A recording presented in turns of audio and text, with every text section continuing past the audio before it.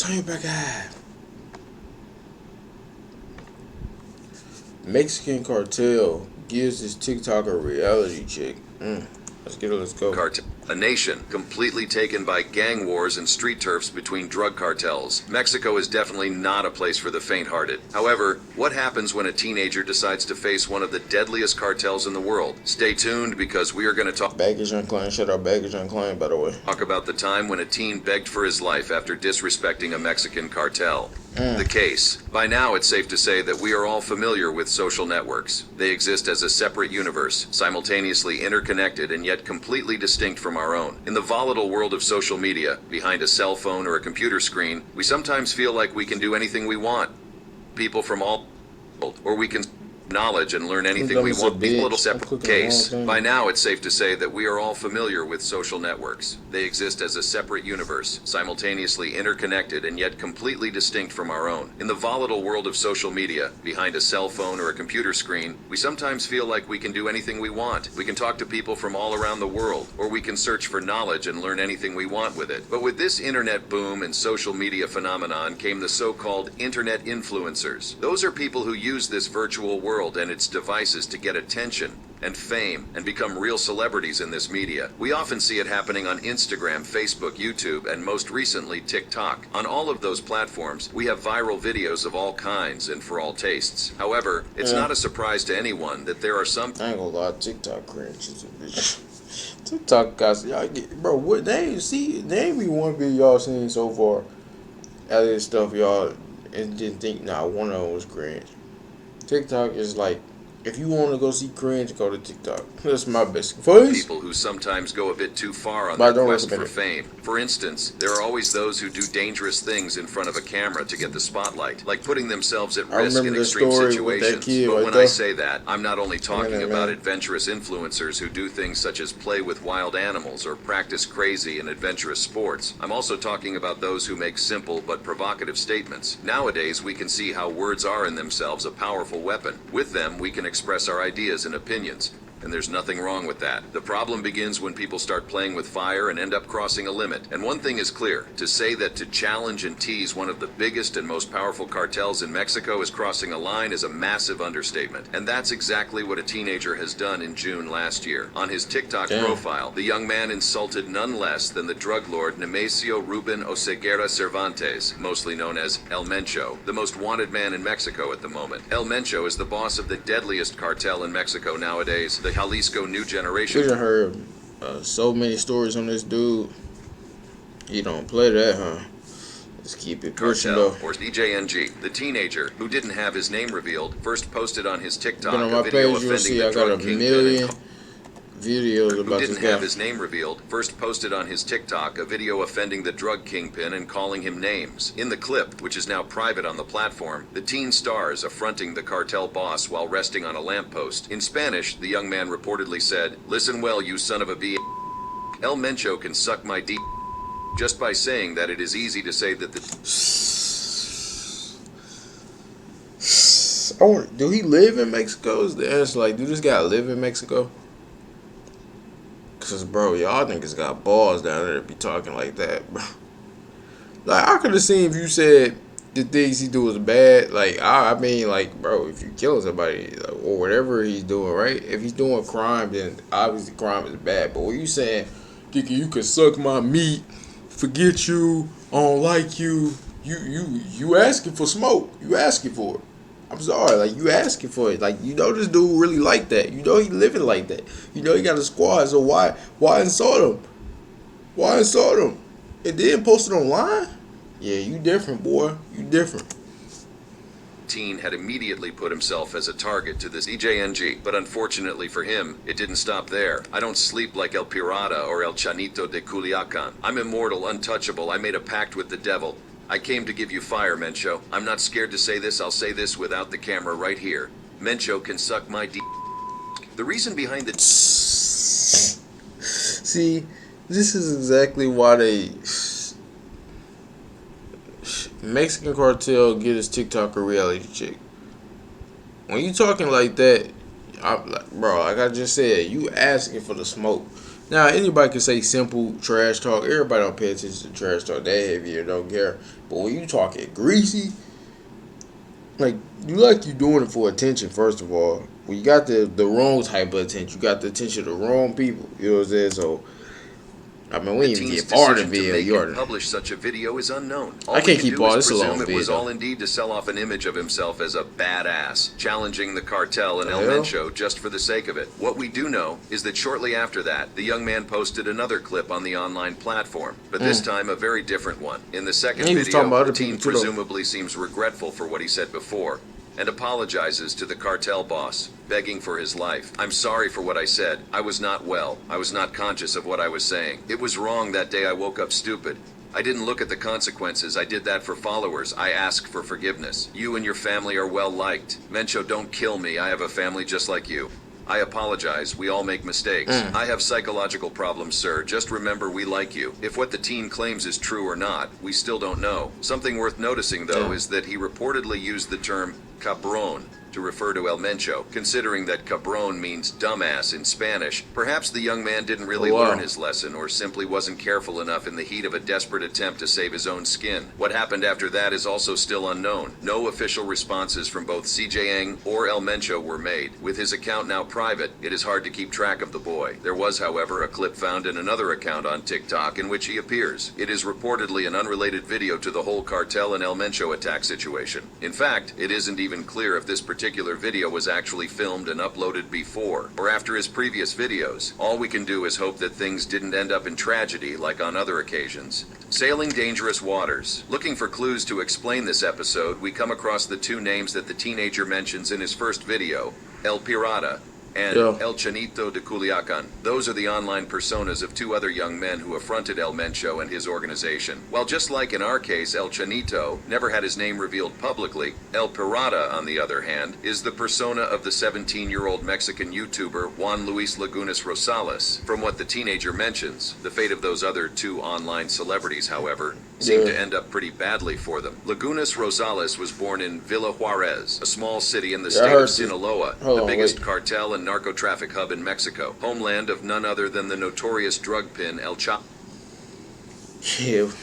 I've been in and out of therapy with BetterHelp for a few years now, and it's made prioritizing my mental and If emotional y'all health. dealing with anything mental bad, go to BetterHelp. Since he was little, Rosales' life was difficult. Growing up, he never knew his father, and after a while was abandoned by his mother. I heard the story about this guy. Without any parental figure, he was raised by his crazy grandmother. too. After leaving his hometown at the age of 15 before getting his high school diploma, he moved to a region close to Culiacan in search of a better life. Once there, he started to wash cars for a living, and it didn't take him long enough to meet a whole universe that would seduce him. Drugs, money, armed men, beautiful women, and large cars. He quickly became known as El Pirata de Culiacan due to his ability to integrate into this new world, and that's how we would become famous all across social media. He soon started to organize more and more parties, sending invitations to people non-stop. As a result, he fell into a life of excessive drinking, and because young people feel the need to share every single thing they do, he started posting videos showing him chugging beer and bottles of whiskey, just to name an example.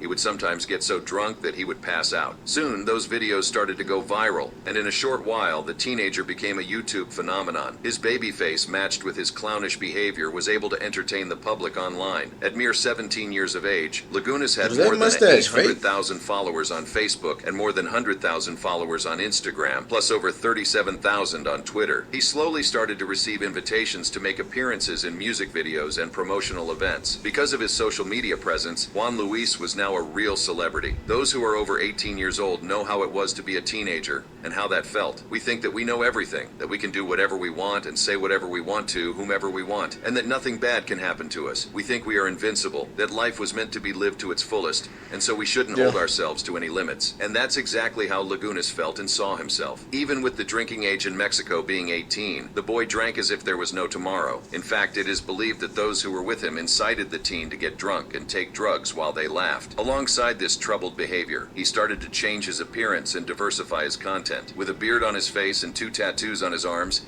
he started to fill his Instagram with photos of him posing with large guns, beautiful half-naked women, and luxury cars.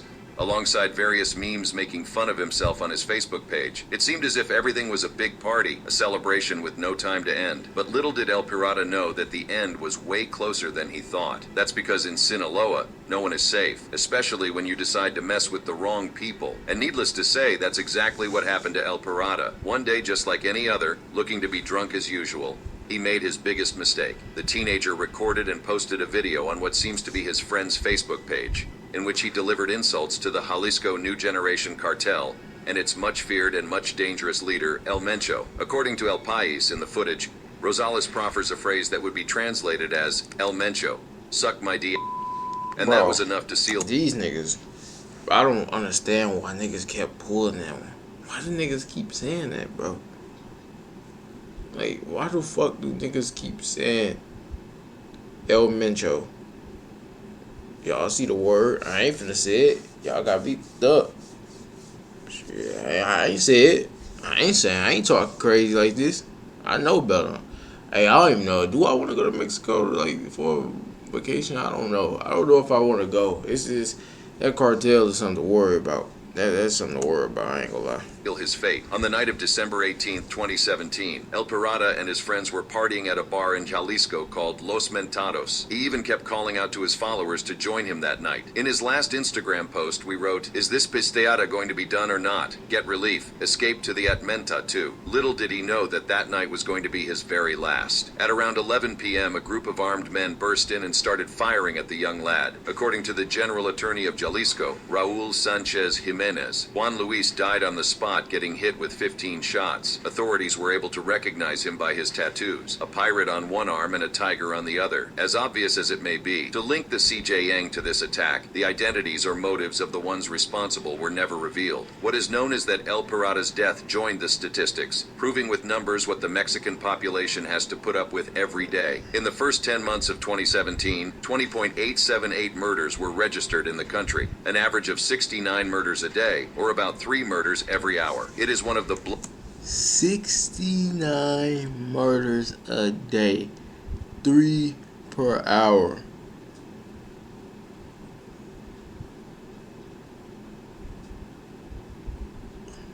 Nah, I don't know if I want to go. bloodiest records in Mexico, which shows how dangerous the country can be for anyone, especially for a teenage boy recklessly searching for fame at any cost. However, Juan Luis indeed showed signs of wanting a change. In an interview with Pepe Garza, a radio host and producer in July 2017, pero cuando te es peligroso, tanto alcohol, no te has puesto a pensar que si tomas mucho alcohol en un momento te puede intoxicar y te puede dar. Rosales said that he knew he needed to control his drinking. Garza completes his question by stating how he believes the human body wasn't made for that, to what the celebrity answered. Lo que pasa es que la gente también me dice, compa, ¿cómo le haces para aguantar tanto, para aguantar tanto tomar? Así me dice a veces y yo le digo, y yo nomás me río, no, pues no sé yo cómo le hago, la neta. They're right, sometimes I go too far. It's a shame that it took a while for El Pirata to notice that. Although even so, he didn't learn his lesson. But it is even worse to realize how, as we previously mentioned, not even his death served as a warning for other teenagers about what not to do. In fact, for some, it had pretty much the opposite effect. A careless way of living.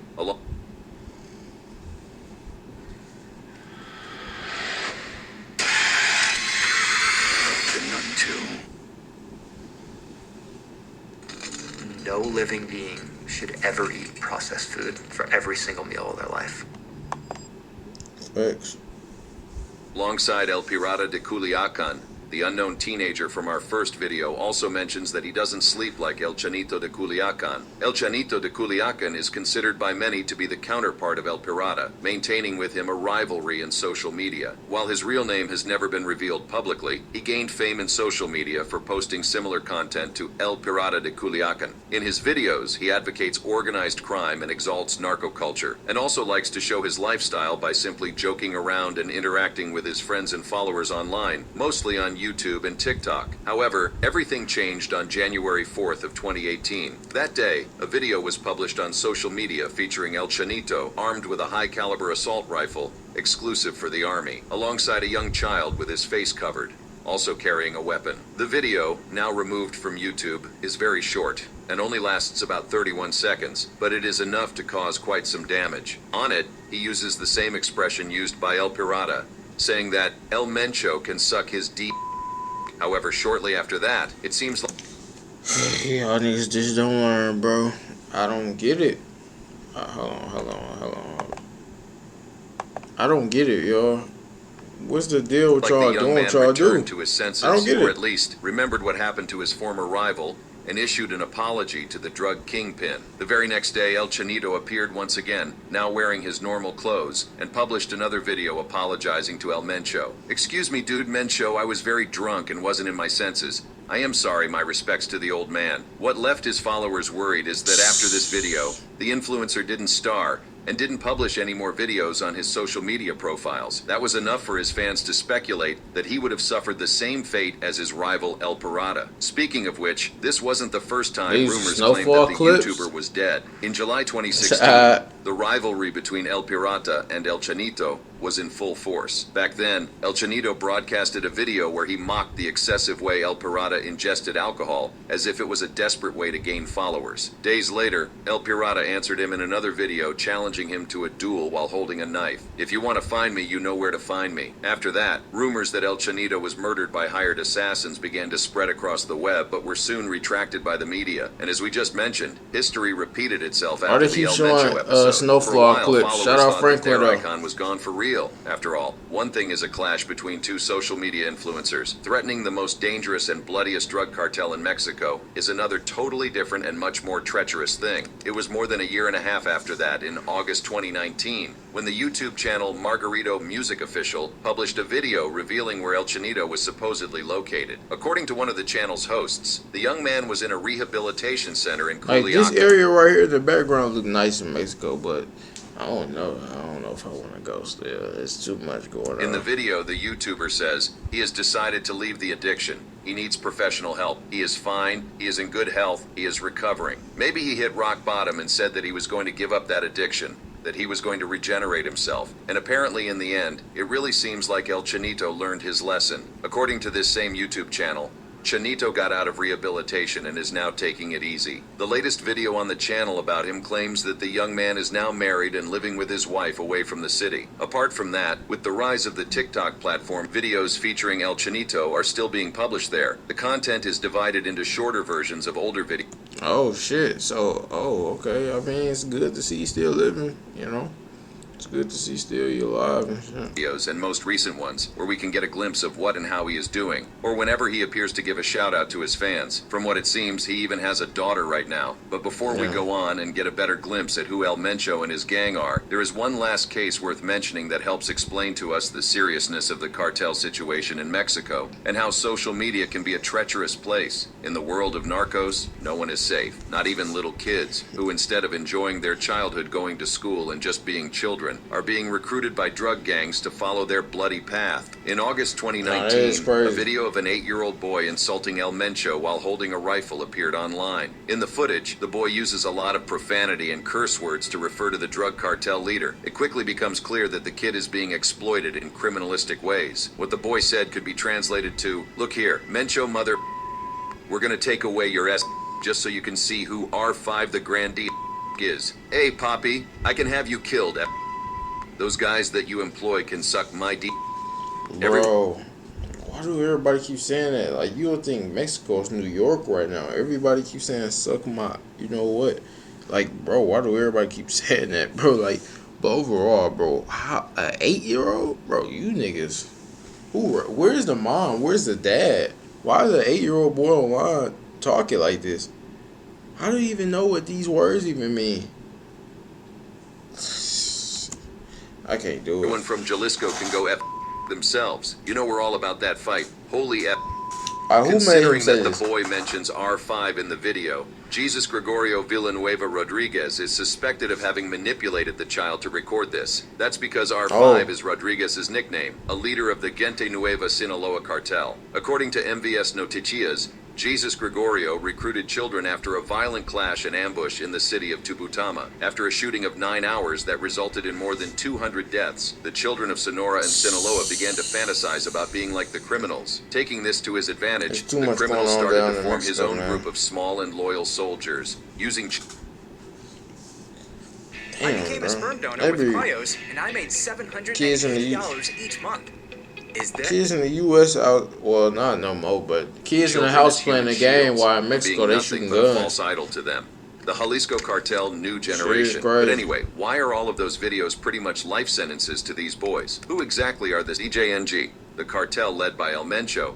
And why are they considered the most dangerous gang in the entire country? Because the Jalisco New Generation Cartel's history is intrinsic to its brutality. The criminal group has evolved mainly as a result of killings, captures, and rifts in older cartels. DJNG, known worldwide for its aggressive use of violence and campaigns. And even if the mighty Sinaloa cartel is still the biggest gang, DJNG is certainly the most dangerous. And today, it is Mexico's foremost criminal threat that just keeps expanding. DJNG, born from the disruption of the Milenio Cartel, which was founded in the 1970s by the Valencia crime family in Michoacan. The group used to be one of the most powerful cartels in Mexico financially, and had its influence maximized by being a major ally of the Sinaloa cartel. In 2009, however, the leader of the Milenio Cartel, Oscar Orlando Nava Valencia, known as El Lobo, was captured. Shortly after that, the target was Sinaloa's cartel boss at the time, Ignacio Coronel, or Nacho, who was killed in July of 2010. As a result, the powerful Milenio cartel broke into two smaller and rival factions, La Resistencia and another referred to as Torcidos. The two groups then fought for control of the drug trafficking in the Jalisco region. The Torcidos became what is now the CJNG, the successors of Sinaloa's cartel network in the Mexican state. To stand out from its rival groups, the Jalisco cartel had devoted itself to one simple goal: be the most brutal and violent cartel in all of Mexico. In order to achieve this spine-chilling title, the group is always showcasing its firepower. They dress in army-style uniforms and don't shy away from showing their heavy and military-grade weaponry. Their arsenal is filled with weapons such I as remember assault first seeing this video on Twitter. I'm like, nope, can't rifles do with it. grenade launchers and heavy machine guns, such as a powerful They was talking .50 crazy. caliber sniper rifle. All of this structure helps to associate the group with the use of extreme violence. On the group's rise to fame and power, homicides, forced disappearances, and discoveries of mass graves went sky high. The list of homicides, attacks, murders, massacres, and tortures just goes on and on and on. There are actually so many tragic episodes that it's hard to keep track of all of them. For example, it was the JNG who claimed authorship of various massacres that terrorized the Mexican population. Some of them are the Michoacan massacres from April 2012, the Veracruz massacre from September 2011, 2012's Nuevo Laredo massacres, and so on. In addition to that, the cartel is known to use its massive paramilitary resources to bribe authorities. This helps us understand that what really sets them apart from any other cartel isn't really their extortion or brutal violence against civilians. Instead, their willingness and capacity to directly confront and attack the Mexican military itself. With their strategic intelligence and paramilitary power, the Jalisco cartel really consolidated itself as a group that could truly put up a fight and plan organized attacks against the Mexican government. They are their main target, and that is their main goal, as their records show. One of the single I don't think that's kind of scary. Like, a gang is stronger than the government. Unless it's used for good, the government bullishing, what? But like, I think it's kind of, I think it's kind of scary. I think it's kind of scary. I'm not gonna lie. deadliest attacks against security forces in recent Mexican history is one of the biggest examples. In April 2015, the CJNG killed 15 Mexican police officers during an ambush in the state of Jalisco. The group was also responsible for a previous attack in March 2015 that ended killing 5 federal police members. Another attack directed at Mexican officials happened on May 1st, 2015, when the gang members used RPGs, machine guns, and grenade launchers to shoot down a military helicopter. In fact, CJNG's actions are so Shit like devastating stating that the group is considered dangerous enough to be named by the U.S. National Security as a terrorist organization. Additionally, even though not surprisingly, the Jalisco Cartel has also been involved in high-profile attacks against public figures and officials. In May 2018, for example, the gang tried to assassinate a former security secretary of Jalisco, Luis Carlos Najera. Most recently, in June 2020, they made two bold attempts. First, they tried to kill Omar Garcia Harfuch, Mexico City's public security secretary. Then, a judge in the state of Colima was the target, but this time the attempt was successful. The judge in question had tried various cases against some of the cartel members and was killed alongside his wife. The CJNG is also known to try to appeal to Mexican citizens with ideological propaganda, trying to sell off an altruistic image invoking solidarity and promising to get rid of other crime organizations in certain regions, such as the Zetas, one of their rivals. This strategy was very successful during the COVID-19 pandemic. An example was in June 2020, when the group distributed toys to children in communities in the state of Veracruz, an area in which they are fighting against the Zetas. With all that taken into account, it is easy to understand why the Jalisco New Generation Cartel is now recognized as Mexico's most violent and dangerous organization and drug empire, and thus why our unnamed TikToker El Parada and El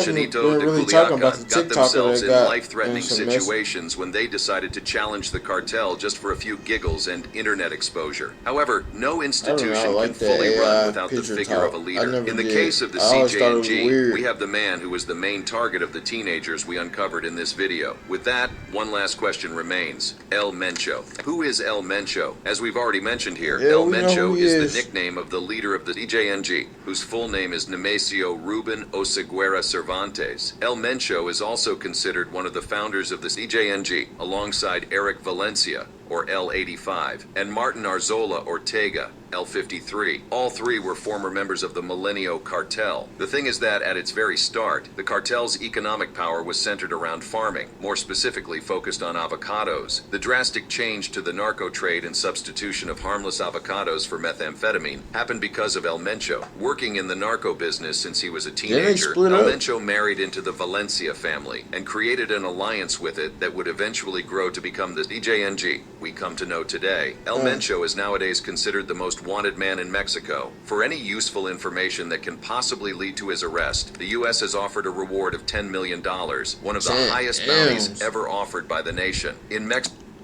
Damn, 10 though, like, y'all think would y'all even try it? Oh, I wouldn't even try it, bro. I'll leave that man out. The reward offered is $30 million pesos, the equivalent of approximately $1.6 million. Nemesio Oseguera was born in the town of Naranjo de Chila, in the southwestern region of the state of Michoacan, on July 17, 1966. The area is a harsh and impoverished one, famous for its agricultural production, both legal and illicit. Ruben was one of 6 brothers in a family of poor avocado farmers. To help his household, he dropped out of school in the fight grade and started working in the fields. However, it didn't take him long enough to exchange his family's avocados for marijuana. At 14 years old, he was already guarding some of the drug's crops. A few years later, he decided he wanted a better life and moved illegally to the U.S., to the state of California in the 1980s. By 1986, he was arrested by the police of San Francisco for possession of stolen property and a loaded gun. That was just the first of many encounters the soon-to-become kingpin would have with the authorities. It's unknown if El Mencho actually served time for this incident, but what is known is that he crossed the border several times in this same decade and following years, mostly smuggling drugs under a variety of fake names. According to Mexican authorities and the Drug Enforcement Administration, it was around this time that he started to enter the meth trade. Back then, methamphetamine production was concentrated in California's Central Valley, and it was when El Mencho got there that he realized it would grant him all the wealth and power he ever dreamed of. In the following years, he got arrested a few more times for different reasons, selling drugs and federal charges. After a long process, process trying to prove his and his older brother Abraham's innocence, he ended up arrested once again. He was sentenced to 5 years at the Big Spring Correctional Center, a prison located in Texas where mainly undocumented immigrants were sent. However, after 3 years, he was released on parole in January 1997 and deported back to Mexico. Now 30 years old, El Mencho established himself in the town of Tomatlan in Jalisco. There it is said that he became an officer in the Jalisco State Police. Eventually, Nemesio would make his way to the city of Guadalajara, where he finally became a member of the Milenio Cartel. That would be the final step to catapult him to power. There, El Mencho first became a protector of Nacho, being a somewhat bodyguard/enforcer/hitman. This would become an advantage because of the law enforcement background for the drug lord, since he had been trained and taught on how to handle security and counterintelligence. Nacho was also related to the meth trade and activity, actually like getting the nicknames co-boss? such as the King of Crystal for his dominance in the industry. With that, it didn't take long for meth production to start in the Jalisco region, but most importantly, for El Mencho to take advantage of this new situation, thanks to his experience in the United States. Over time, the Kingpin gained more and Sleepy more reacts. influence and rose in the gang's ranks. By 2009, he was already a top Milenio lieutenant. Then, with the Milenio Cartel's fragmentation we already uncovered in 2009 and 2010, an ambitious Mencho stepped up to take the power vacuum the previous leaders left. However, other cartel leaders also aimed for power. So when another colleague was chosen to become the next leader, El Mencho broke off with them and headed to start his own group, which declared war on Milenio and Sinaloa. This started a true war in the streets of Guadalajara, and in the end, Mencho won. And that was the beginning of the DJNG we already know. Shit. One thing easy to know. Oh my gosh. Oh my gosh. So dumb, bro. I started talking to myself. Notice to about anyone nothing. who takes a moment to analyze El Mencho's trajectory is his ambition and search for power. His ultimate goal was always to one day become as powerful as El Chapo or Pablo Escobar. Now that Escobar is gone and El Chapo is in a life sentence at a maximum security prison, El Mencho has had a clear route to establish his dominance over Mexico's narco business. And considering how he is now the most wanted man in the country, we believe we can say that his dream came true. Now, what a bunch of teenagers were thinking when defying such a dangerous man, we'll never know. Let's just hope that everyone learned their lesson. If you like this content, make sure to click on one of the cards on the screen to watch similar videos. Shut up, baggage unclaimed. As far as like, I mean, he still unlocked. I remember when El Chapo's son went to jail and like, they came to that motherfucker and started lighting that hoe up. And basically, they just had to release him. They had to. Because he was wilding.